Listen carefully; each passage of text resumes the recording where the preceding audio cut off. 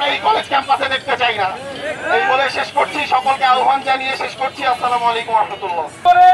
কাজ করা শুরু করি তখনই বাধা হয়ে দাঁড়ায় নতুন সিন্ডিকেট, নতুন দল, নতুন গ্রুপ।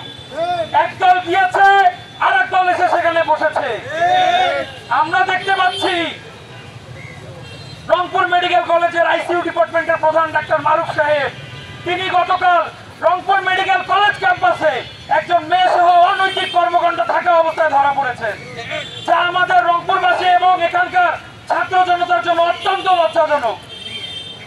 আমরা এতটুকু বলতে চাই, এরকম একজন নারী পিপাসু লম্পট এই মেডিকেল কলেজে কোনোভাবেই আর চাকরিরত অবস্থায় থাকতে পারেন না। তিনি থাকা অবস্থায় এখানকার সামাজিক অবক্ষয় হয়েছে, তার এই রংপুর মেডিকেল কলেজে প্রবেশের আর কোনো অধিকার নেই। আমরা এটাও জানিয়ে দিতে যাচ্ছি, রংপুর মেডিকেল কলেজের সাধারণ শিক্ষার্থীদের যে কোনো নৈতিক দাবির সাথে আমরা রংপুরের আপামর ছাত্র জনতা সবসময় পাশে ছিলাম, আছি এবং ভবিষ্যতেও থাকবো ইনশাআল্লাহ। তাদের প্রত্যেকটি ন্যায্য দাবি আদায়ের জন্য আমরা যদি আমাদের রক্ত দেওয়া প্রয়োজন হয়, আমরা রক্ত দেওয়ার জন্য প্রস্তুত আছি। ইনকিলাব জিন্দাবাদ। আপনারা সকলেই জানেন 5 আগস্ট পরবর্তী অর্থাৎ আমাদের নতুন বাংলাদেশের এই নতুন সময় আমরা চেয়েছিলাম আমাদের উত্তরবঙ্গে একটি সুস্থ ধারা ফিরে আসবে এবং সিন্ডিকেট মুক্ত হবে।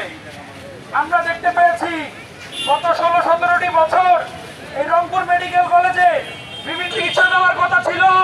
এই চিকিৎসার বিনিময়ে তারা রক্ত পিপাসু ছিল, তারা রক্ত দিয়ে তাদের তৃষ্ণা নিবারণ করেছে।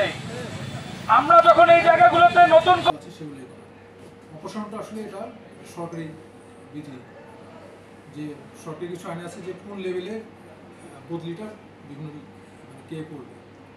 কিছু বদলি করে হলো মন্ত্রণালয় থেকে, কিছু বদলি করে অধিদপ্তর থেকে। ওনার যেই উনি পজিশনে আছেন সেই পজিশনে আসলে বদলিটা করা হয় মন্ত্রণালয় থেকে।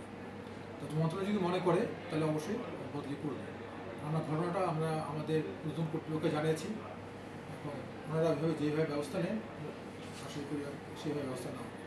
আর স্বাভাবিকতে যে বাকি দাবিগুলো ছিল, দাবিগুলো আসলে যৌক্তিক দাবি, যে আমাদের এখানে নিরাপত্তা বাড়ানো বা ব্যবস্থা না, আমরা চেষ্টা করে যাবো যে যাতে চেষ্টা করা হয় নিরাপত্তা বাড়ে এবং অন্যান্য যে ব্যবস্থাগুলো আছে সেগুলো না হবে। আমার ক্ষমতা অনুযায়ী যা আছে আমি অবশ্যই চেষ্টা করে যাবো। Thank you sir.